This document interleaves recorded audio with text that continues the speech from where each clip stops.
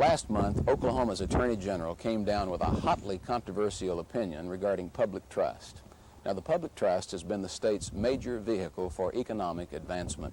We now have in jeopardy $150 million of industrial progress, including $50 million at Tulsa's International Airport and here at Will Rogers Airport. At first glance, the fight appears to be an argument between the public's defender on the one side and the fat cats on the other side. But it's just not that simple. This issue affects the well-being of every Oklahoman because what's at stake is the continuing economic progress of Oklahoma. This is the worst possible time for us to flirt with a no-growth policy. Our population is growing at twice the national average, while our unemployment is the lowest in the nation. Last year, only one state out of 50 achieved a per capita income increase greater than the cost of living increase. That was the state of Oklahoma. We already have what much of the rest of the world is looking for, and we dare not lose it. The Attorney General is only doing what he's paid to do, interpret the state law as best he sees it. But the Attorney General's interpretation could be wrong. If it is, the courts ought to say so. Or maybe it's the state law that's wrong. If so, the state law ought to be changed, because this is the worst time for Oklahoma to lose its momentum. I'm Bill Banowsky.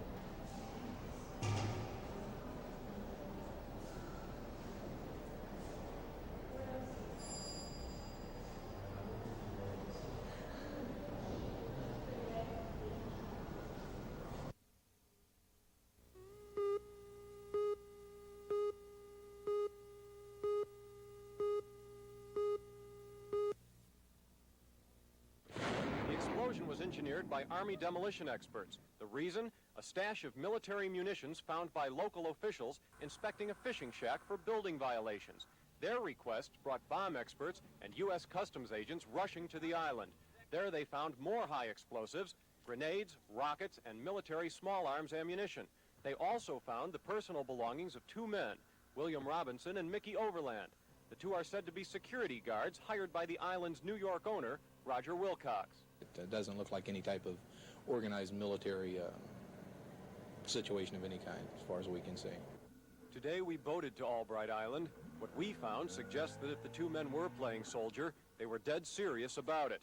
Outside the shack, empty ammo boxes, a box for a 9mm automatic pistol, sea rations, gun belts, military weapons training booklets, and the crater from yesterday's explosion. Why William Robinson and Mickey Outland tried to make tiny Albright Island an armed camp is still a mystery, but one that more and more agencies are hoping will be solved soon. Steve Ermo for NBC News, Sanibel Island, Florida.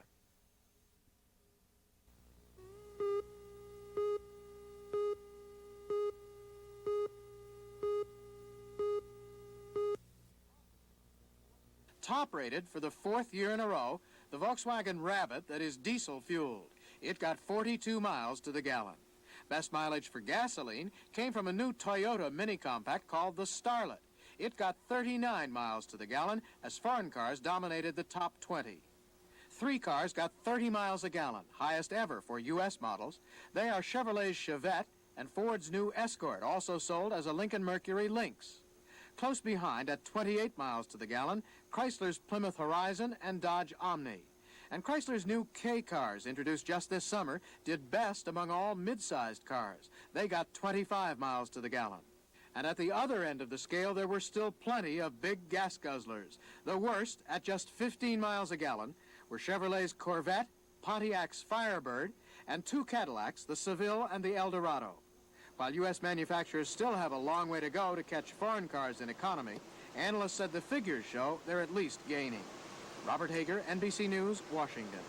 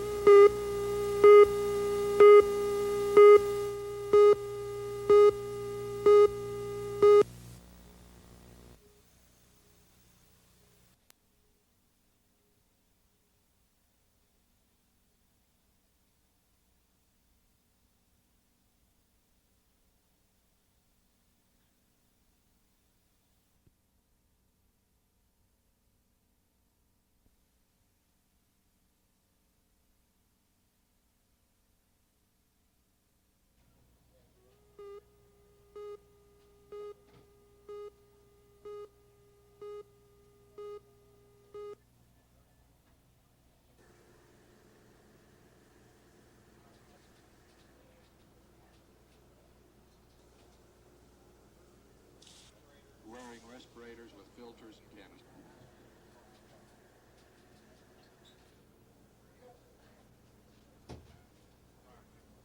That system only works 1/3 as well as it was designed to work. That means we still have 2/3 of the problem left. The employees that are working on the job out there every day are still breathing those toxic fumes. So regardless of how many millions of dollars we spent improving that facility, much of the problem still exists.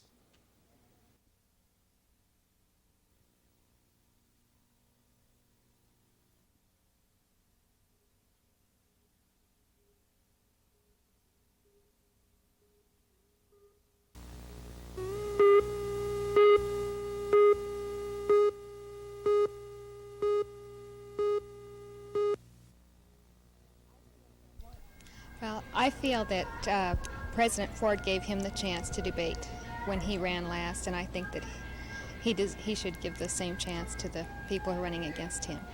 Well, I think he's in his rights not to, but I think he probably should debate if he expects to win the election. Anderson and Reagan are both running, and I think that they should have an opportunity to debate him. I don't think he should limit. Well, frankly, I think that most people are going to judge President Carter one way or the other on his record and not what he's going to say with some posed questions on any particular 45-minute debate. But I think the American people should have the ability to be able to listen to what he has to say. I think he should debate him. He may be in his rights to say who he wants to debate. Well, I don't think there's any sense in a debate. Why?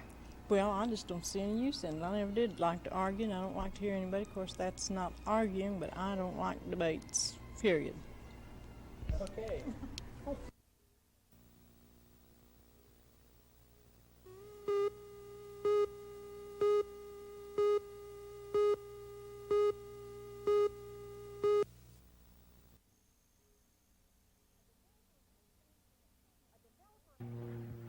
A developer has plans for an apartment complex to be built on this land, but neighbors found out last week that the tenants would be getting federal help on their rent. It's aimed at the low-income families, and local residents don't want it. Last night, more than 1,000 gathered at Hilldale School to protest the plan. They talked with city councilmen and their state representative. Well, petitions were signed and promises were made to get something done. This morning, Councilman Jack Cornett asked the other members to take emergency action to stop the project. The council voted to ask the Planning Commission to rezone the 5 acres so nothing larger than duplexes could be built, and that would keep the threat of low-income housing out of the area. This is an emergency. Like I've said before, it's like a cancer. It will not just eat up that 5-acre tract. It will absolutely destroy hundreds of homes. It's just a backdoor way of public housing. Well, no, it's not a public housing project. It's a private housing project that basically has the rent assistance from the federal government. So it'll be owned by private individuals, myself, with private financing. The City Council's recommendation is a definite step towards stopping this project, but both the developer and the federal government say they're not going to make any moves to pull out until definite action is taken. Susie Webb, Action 4.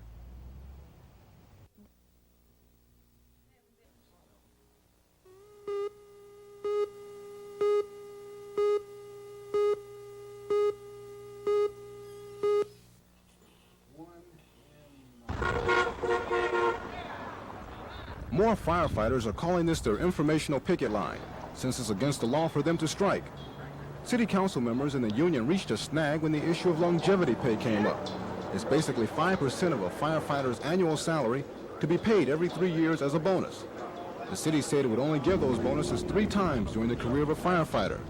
But union leaders say there should not be a limit at all, because firefighters need the extra pay as an incentive. The longevity issue is an incentive for employees to stay with an employer and have long service and extended service and do a good job for it. More firefighters have been without a contract since July 1st. Arbitrators did have both sides agreeing on most other issues of a proposed contract. Now negotiations are at a standstill, with neither side budging on the longevity pay battle. Ed Stewart, Action 4.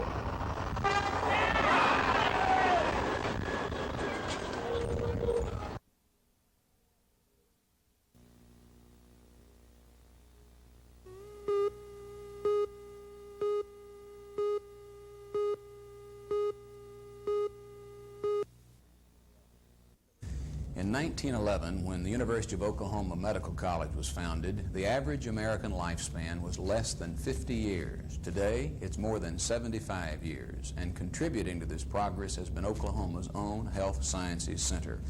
For instance, recently, a team of OU scientists was given a $3 million grant to study the problem of blood clotting. Blood clots, which cause 50% of deaths worldwide, may soon be controlled because of research being done right here at the Health Sciences Center. Also recently, the Children's Hospital was transferred to the Department of Human Services. This was a move by Governor Nye and the state legislature to transform the University Hospital into one of the very finest in the nation. Soon, University Hospital will offer to Oklahoma adults the same high-quality care that Children's Hospital now offers to the boys and girls of our state. And in the very near future, it won't be necessary for any Oklahoman to leave the state to get treatment at Mayo's Clinic or MD Anderson in Houston or Sloan Kettering in New York. The very best in medical care will be available right here at home. This is Bill Banowsky at the University of Oklahoma's Health Sciences Center.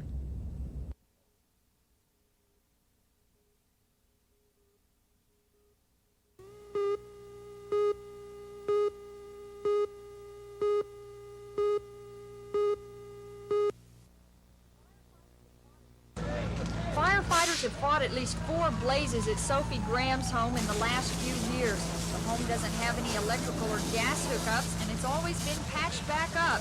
But this time, the fire was more serious.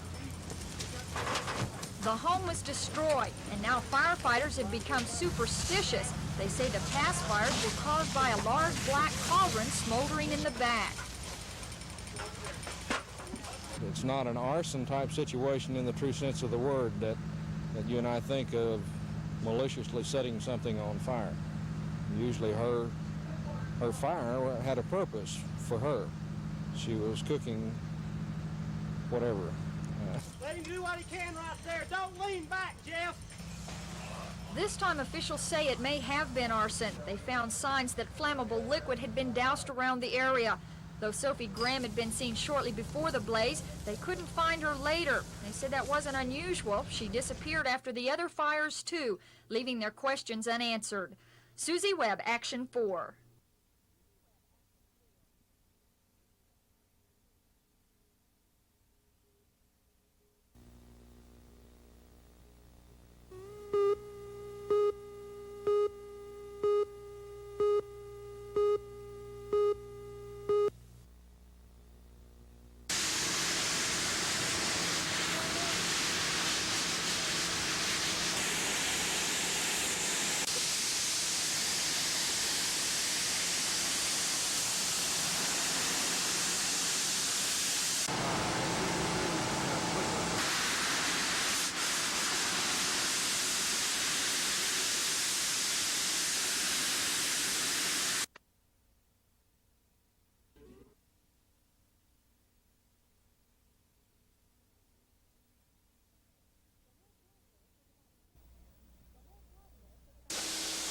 The whole process took about 10 hours. Needless to say, it was a highly dangerous situation. A command post was set up at a church. Only a few people were allowed to the actual site. It's capped now? News crews even had to watch from a distance.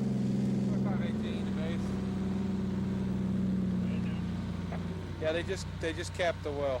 That sounded easy, but it's not, according to Haliburton Oil Service Company. They mapped out their strategy, and it worked. We very seldom ever have it happen on land. Of course, you have it happen at sea. Ships will hit offshore wells, but normally on land, we don't have too much trouble. But, of course, this well was, or the wellhead was knocked off by the vehicle, and the well was allowed to flow into the atmosphere. Here's how they capped it. A huge crane lifted the car off the well. Salt water was pumped down the well, but the tubing was blocked, and so special caps were put on the well, all of this while gas spewed into the air. Finally, a huge valve was lifted by crane, and it capped the well, sealing off the spewing gas permanently. The actual valve weighed about a ton. When the news came that the well was capped, the barricades were lifted. The area was clear for residents to start moving back, and the danger was over. Linda?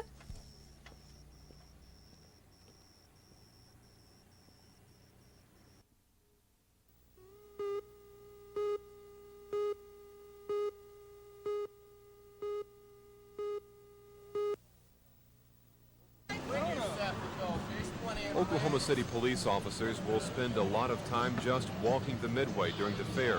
Now they'll be joined by plain-clothed officers in making sure the booths on the midway offer games of skill, not of chance. Police gave the fairgrounds a once-over last night, even before the fair started. And Chief Tom Heggie says at least for now, the games are all legal. I would admonish anyone going to the fair that they read the signs on the carnival booths that tell them how to play the games, because I believe we'll find this year that they are all entirely legal. Mr. Patton? As Tom indicated, paraphrase Shakespeare, we come to praise the state fair and not to bury the state fair. We have an excellent one. It's one of the most cleanly run midways in the United States. However, in the event that illegal gambling or gaming devices are seized or detected, then my office has pledged to take any appropriate action to institute civil forfeiture. Appropriate action could mean confiscating illegal games of chance and then closing down booths. But lawmen really don't look for that to happen. They figure people will probably be able to have a pretty good time at the fair and enjoy the games. That is, if they can stand to throw their money away. George?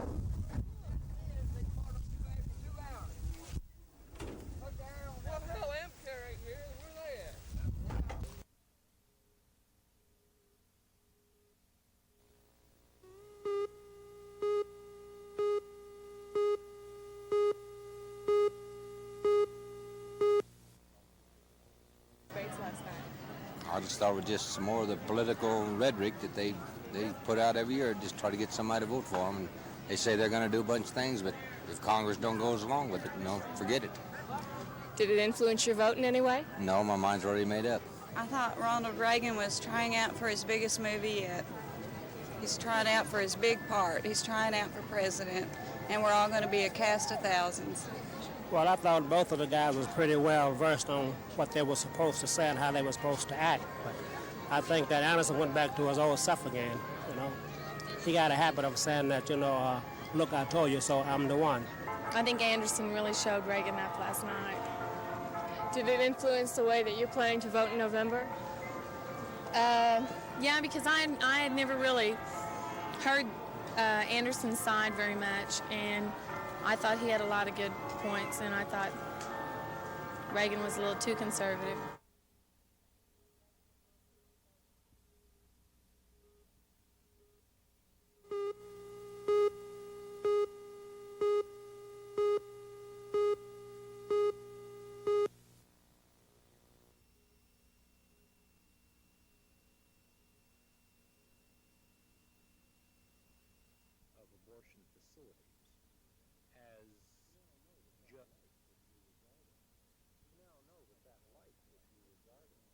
We now know that that life which we regarded and have regarded perhaps up till now as a variant of an alien life, of something which is not quite in the human community, not protectable as a legal entity, is in fact just that it doesn't differ from any of us.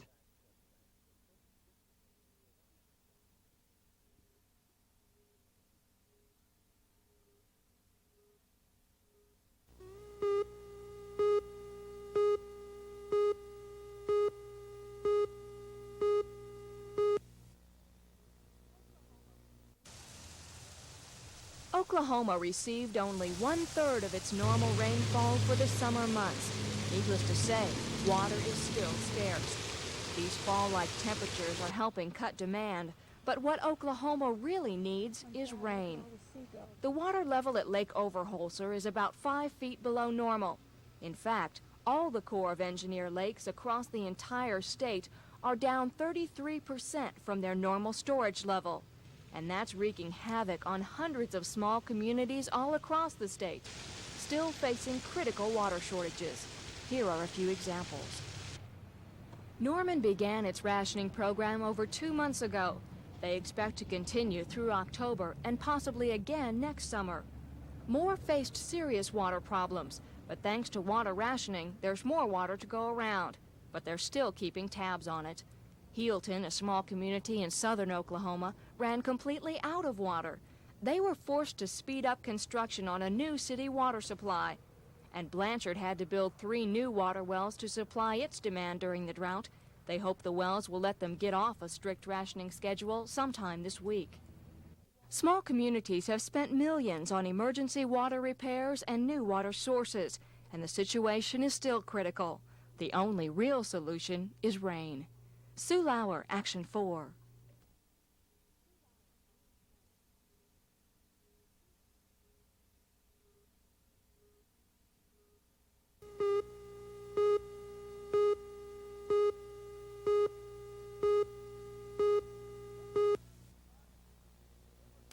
This fire was arson, and it was deliberately set by the firefighters themselves. But they weren't just sitting idly by, they were making sure it didn't get out of control while production crews took over. The whole scene was for an arson hotline commercial sponsored by the independent insurance agents. But like any major fire, there were some tense moments. At one point, it got so hot it almost melted the paint off one of the trucks.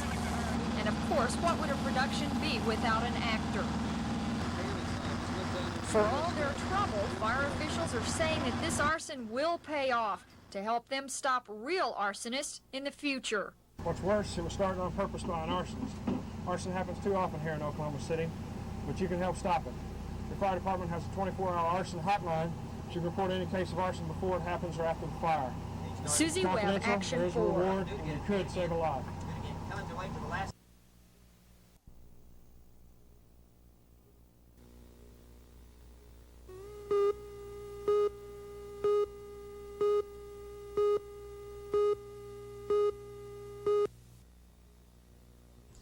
Good Samaritans take heart. As of October the 1st, 1980, the Oklahoma State Legislature has started a Good Samaritan Fund. This is a fund available to people that render emergency medical treatment or emergency assistance of any kind to people, and as a result of that assistance that they've lent to the people, suffer some kind of property damage or loss or even personal injury or death. And if that occurs and they don't receive some other reimbursement for their losses, then they can make application through the governor's office of the state of Oklahoma within 2 years of the date of loss and can recover up to $5,000 for that loss. Another law that goes into effect the 1st of October protects school employees. It now has a 6-month jail sentence and a $500 fine, or both, for threatening or committing an assault and battery on a school employee. And an aggravated assault is a felony. Also, the term school employee has been broadened to include school board members. For Action 4, this is Ray Vaughn with Legal Briefs.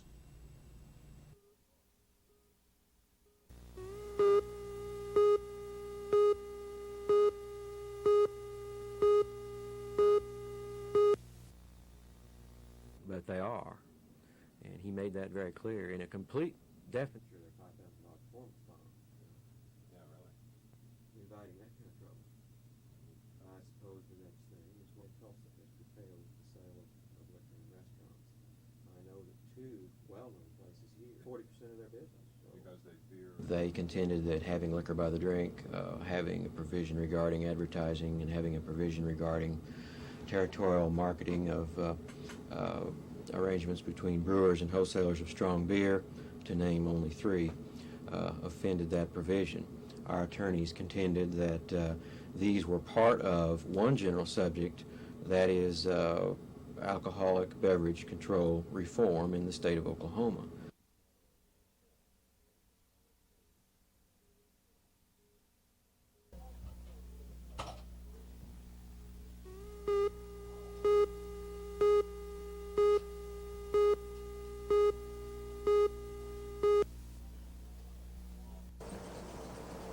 For a lot of people, painting a brick wall is work. Work unless you happen to be an accomplished artist. That is Charlie Beecham. He's a retired Air Force pilot. Present occupation, mural artist. Well, I've lived in El Reno 4 years, and to me, this town has more history than any other town in the state. So allowing me to paint the history, is, you couldn't ask for anything better than that, right? Most people around here didn't even know who the town was named after. Not often do people seem to enjoy their work. Charlie does. He likes to paint. He likes to talk. He says he'll be done in 2 weeks. But right now, it's hard to imagine the wall without Charlie painting just one more final touch. Steve Ramsey, Action 4.